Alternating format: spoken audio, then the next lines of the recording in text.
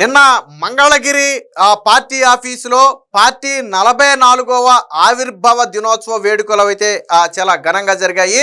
Telugu Desam party పుట్టిన తరువాత ఆంధ్రప్రదేశ్లో ఎటువంటి వినూత్న మార్పులు వచ్చాయో, ముఖ్యంగా గతంలో ఎన్టీ రామారావు గారిని పార్టీ స్థాపించిన తర్వాత ఆ తెలుగువాడి బ్రతుకుల్లో ఎలాంటి వెలుగులు నింపారో మనందరికీ తెలిసిందే.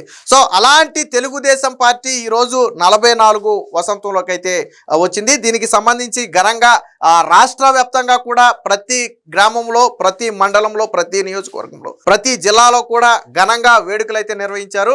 ముఖ్యంగా ముఖ్యమంత్రి చంద్రబాబు గారు, అలాగే మంత్రి నారా లోకేష్, అలాగే అధ్యక్షుడు పల్లా శ్రీనివాస్ గారి ఆధ్వర్యంలో నిన్న ఘనంగా వేడుకలు అయితే జరిగాయి.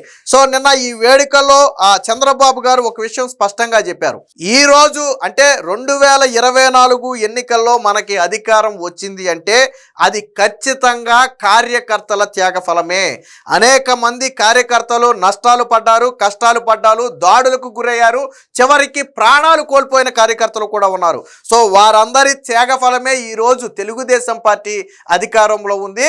కార్యకర్తల త్యాగాలు ఎట్టి పరిస్థితుల్లో మర్చిపోమని చెప్పి నిన్న వారందరినీ కూడా చంద్రబాబు గారు గుర్తు చేసుకోవడం జరిగింది. ఇదే సందర్భంగా ఇంకో మాట కూడా చెప్పారు.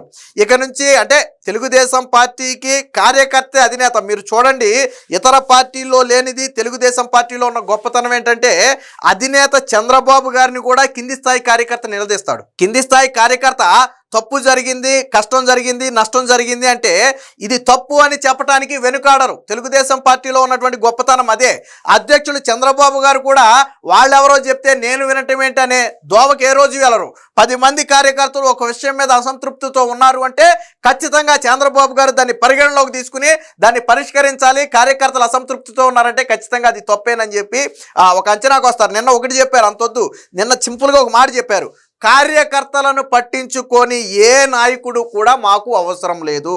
అంటే ఇప్పుడు పనిచేస్తున్నటువంటి నాయకులందరికీ కూడా ఇది ఒక రకమైనటువంటి స్వీట్ వార్నింగ్ లాంటిది. కార్యకర్తలను పట్టించుకొని ఏ నాయకుడు కూడా పార్టీకి అవసరం లేదు. కార్యకర్తే అధినేత. అలాంటి కార్యకర్తకు తగిన గౌరవం ఇవ్వాలి, కష్టకాలంలో ఆదుకోవాలి. అలాంటి వ్యక్తులు మాత్రమే పార్టీకి నాయకులుగా ఉంటారు తప్ప గెలిచిన తర్వాత తమ స్వార్థం చూసుకునే ఎవరు కూడా మాకు పార్టీకి అవసరం లేదు, కార్యకర్త కావాలా, నాయకుడు కావాలంటే కార్యకర్తే కావాలంటారు. తెలుగుదేశం పార్టీలో ఎంతోమంది నాయకులు వచ్చారు, వెళ్ళారు. బట్ జెండా పట్టిన కార్యకర్త మాత్రం ఆ రోజు పట్టిన జెండా ఈ రోజుకి భుజాన వేసుకుని మోస్తున్నాడు తప్ప జెండాను ఏ రోజును దింపలేదు. తెలుగుదేశం పార్టీకి ఆటుపోట్లు కష్టం కాదు. గతంలో కూడా 10 సంవత్సరాల పాటు ప్రతిపక్షంలో ఉన్నటువంటి చరిత్ర చంద్రబాబు గారిది. సో అలాంటి సమయంలో కూడా కంగారు పడలేదు, బిత్తరపడలేదు. అలాగే మొన్న ఎన్నికలు మిగతావన్నీ ఒక పక్కన పెడితే మొన్న జరిగినటువంటి 2024 ఎన్నికలు అనేవి ఒక రకంగా ప్రాణ సంకటం లాంటివి. జగన్మోహన్ రెడ్డి లాంటి ఒక నియంత 5 ఏళ్ల పాలన చూసిన తర్వాత అలాంటి నియంతకు ఎదురు తిరిగి ఎదురొడ్డి పోరాడి ఈ రోజున పార్టీని గద్దె మీద కూర్చోబెట్టారు అంటే అది కార్యకర్తల మనోధైర్యం కావచ్చు, గుండె ధైర్యం కావచ్చు. మీరు తోట చంద్రయ్య లాంటి వ్యక్తులను ఒకసారి తీసుకోండి. జై తెలుగుదేశం మనం అంటే అనలేదని చెప్పి పేక కోసినా కానీ ఆ జై తెలుగుదేశమే అన్నాడు తప్ప ఆ పదాన్ని మార్చలేదు. వైసీపీ అనే పదాన్ని పలకలేదు, జై జగన్ అనే పదాన్ని పలకలేదు. సో పేక కోసినా కానీ చంద్రయ్య లాంటి కార్యకర్త నిక్కర్చిగా మళ్ళీ జై తెలుగుదేశమే అన్నాడు తప్ప అంటే తెలుగుదేశం పార్టీ మీద ఆ కార్యకర్తలకు ఉన్నటువంటి భక్తి కావచ్చు, గౌరవం కావచ్చు అలాంటిది.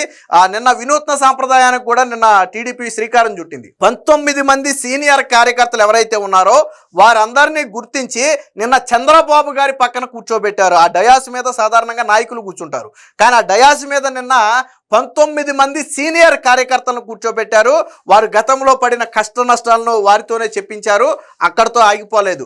ఆ 19 మంది కార్యకర్తలను ఉండవల్లిలోని తన నివాసానికి తీసుకెళ్లి కూర్చోబెట్టి చంద్రబాబు గారు, నారా లోకేష్ కూడా కార్యకర్తలతో కలిసి భోజనం చేసి వారిని గౌరవించి సాలువాలు కప్పి గౌరవించి పంపారు. ఇంకోటి సీనియర్ తెలుగుదేశం పార్టీ నారా లోకేష్ గారు కూడా నేను చెప్పారు, సీనియర్ కార్యకర్తలను గౌరవిస్తాం, యంగ్ కార్యకర్తలను ప్రోత్సహిస్తాం. ఇప్పుడు 50% సీట్లు పెరగబోతున్నట్టుగా ఆల్రెడీ ఆల్రెడీ కేంద్రం ప్రకటించింది. సో ఇది రాష్ట్రానికి కూడా ఒక వరం లాంటిది. ఎవరైతే కార్యకర్తలు కష్టపడ్డారో వారికే పదవులు వస్తాయి. కష్టపడే కార్యకర్తలను గుర్తించాల్సిన బాధ్యతను నారా లోకేష్ మీద పెడుతున్నట్టుగా నిన్న చంద్రబాబు గారు కూడా చెప్పడం జరిగింది. సో ఈ కార్యక్రమానికి సంబంధించినటువంటి ఒక వార్త కూడా వచ్చింది, ఒకసారి చూద్దాం. కార్యకర్తే అధినేత, సమర్థవంతంగా పనిచేస్తే ప్రజాప్రతినిధులు మీరే, పునర్విభజనతో 50% సీట్లు పెరుగుతున్నాయి, మహిళలకు 33% రిజర్వేషన్, కార్యకర్తలను పట్టించుకొని నాయకులు మాకు అవసరం లేదు, తెదేపా 44వ ఆవిర్భావ దినోత్సవ సభలో పార్టీ అధినేత చంద్రబాబు. సమర్థవంతంగా పనిచేసే వారే రాబోయే రోజుల్లో ప్రజా ప్రతినిధులు అవుతారని, వారికే గుర్తింపు, అన్ని రంగాల్లో రాణింపు ఉంటాయని ముఖ్యమంత్రి తెదేపా అధినేత చంద్రబాబు గారి కార్యకర్తలకైతే హామీ ఇచ్చారు.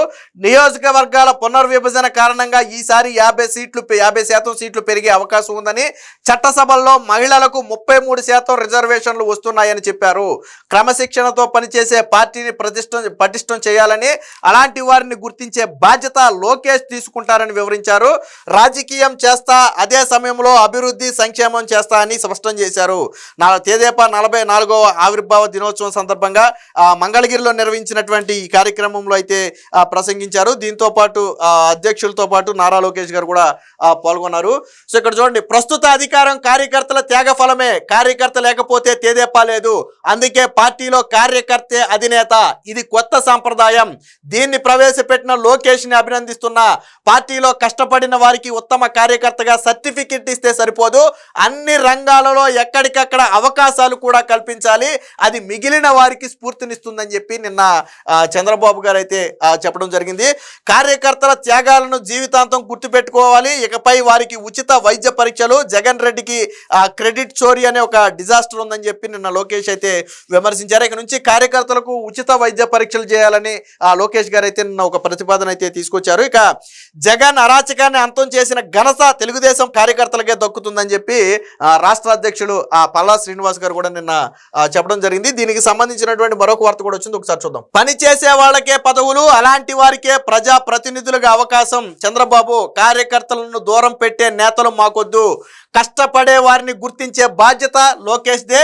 అమరావతి దేవతల రాజధాని, అది కొందరు రాక్షసులకు ఇష్టం లేదు, ఇక 3 ముక్కలాటకు తావులేదు, ఆర్థికంగా ఇబ్బందులున్న కార్యకర్తలు కాలర్ ఎగరేసేలాగా పాలన అందిస్తున్నాం, చేస్తున్న మంచిని ప్రతి ఒక్కరికి వివరించాలి, ప్రతి ఎన్నికల్లో కూటమి గెలవాలి. టీడీపీ ఆవిర్భావ సభలో సీఎం స్పష్టీకరణ, కార్యకర్తలే టీడీపీకి బలం బలగం, వారికి పార్టీ కోసం ప్రాణం ఇచ్చే దమ్ము ధైర్యం ఉన్నాయి, సీనియర్లను గౌరవిస్తాం, కష్టపడే వారిని ప్రోత్సహిస్తాం, పంచాయతీ ఎన్నికల్లో కలసికట్టుగా పనిచేయాలి, జగన్ కు క్రెడిట్ చోరీ అనే డిజాస్టర్ ఉందని చెప్పి లోకేష్ అయితే మాట్లాడటం జరిగింది. సో వినూత్నంగా ఆవిర్భావ సభ, 19 మంది సీనియర్ కార్యకర్తలకు బాబు సరసన చోటు, వారి పని విధానాన్ని చెప్పించిన సీఎం, ఉండవల్లిలో నివాసంలో ప్రత్యేక విందు. ఈ 19 మంది కార్యకర్తలను మళ్ళీ చంద్రబాబు గారు తన ఇంటికి తీసుకెళ్లి లోకేష్ గారు చంద్రబాబు గారు కలిసి వారితో భోజనం కూడా చేయడం జరిగింది. ఇది ఒక కార్యకర్తలు ఒక బలాన్ని నింపింది. సో ఇలాంటి పనులు మీకు ఏ పార్టీలోనే ఉండవు. ఫర్ ఎగ్జాంపుల్ జగన్మోహన్ రెడ్డి లాంటి వ్యక్తిని ఒక కార్యకర్త కలవాలి అంటే ఎంత ఆపసోపాలు పడాలో పార్టీ కార్యకర్తలను అడగండి, తెలుస్తుంది. అంటే ఇలాంటి, అంటే నేను ఇందాకే చెప్పా, ఏ పార్టీలో కూడా వాళ్ళ కార్యకర్తలు అధినేతను నిలదీ లేరు. కానీ తెలుగుదేశం పార్టీలో ఆ కార్యకర్త అధినేత తప్పు చేసినా కానీ ఇది తప్పు అని చెప్పే దమ్ము ధైర్యం ఆ కార్యకర్తకు ఉన్నాయి. దాన్ని అంగీకరించే గుణం తెలుగుదేశం పార్టీ అధినేతకి చంద్రబాబు గారికి కావచ్చు, లోకేష్ గారికి కావచ్చు, వారికి కూడా ఉన్నాయి. అంటే ఇలా సమన్వయంతో వెళుతున్నారు కాబట్టే ఇన్ని సంవత్సరాలు 44 సంవత్సరాలైనా కానీ పార్టీ చెక్కు చెదరలేదు. ఎంతోమంది వచ్చారు వెళ్ళారు తప్ప తెలుగుదేశం పార్టీకి ఉన్నంత క్రేజు ఆ దేశంలో కానీ మరే పార్టీకి లేదు. మీకు దాదాపుగా 1 కోటి మంది సభ్యత్వం ఉన్నటువంటి ఏకైక పార్టీ. అంటే జాతీయ పార్టీలతో పోలిస్తే ఒక ప్రాంతీయ పార్టీకి 1 కోటి మంది సభ్యత్వం అనేది దేశంలో ఏ పార్టీకి లేదు. సో అలాంటి ఘనత కూడా తెలుగుదేశం పార్టీకే సొంతం. సో మొత్తంగా ఒక విషయాన్ని అయితే నిన్న స్పష్టంగా చెప్పారు, ఎవరైతే కష్టపడతారో రేపటి రోజున వాళ్లే నాయకులు. చంద్రబాబు గారు కూడా చెప్పారు, ఉత్తమ కార్యకర్తని సర్టిఫికేట్ ఇస్తే సరిపోదు, వారికి ఎక్కడ అవకాశం ఉంటే అక్కడ ప్రజాప్రతినిధులుగా అవకాశం కల్పించాలి. మండల స్థాయి కావచ్చు, జిల్లా స్థాయి స్థాయి కావచ్చు, రాష్ట్ర స్థాయి కావచ్చు. సో వాళ్ళ పనితీరుని ఆధారంగా చేసుకుని వాళ్ళకి నువ్వు గుర్తించినప్పుడే మిగతా కార్యకర్తల్లో కూడా మనోధైర్యం వస్తుందని చెప్పి చెప్పడం జరిగింది.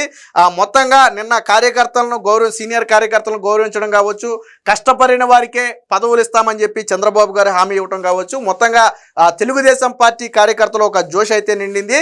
మొత్తంగా రాష్ట్ర వ్యాప్తంగా ఈ 44వ ఆవిర్భావ దినోత్సవ వేడుకలు అయితే ఘనంగా నిర్వహించారు.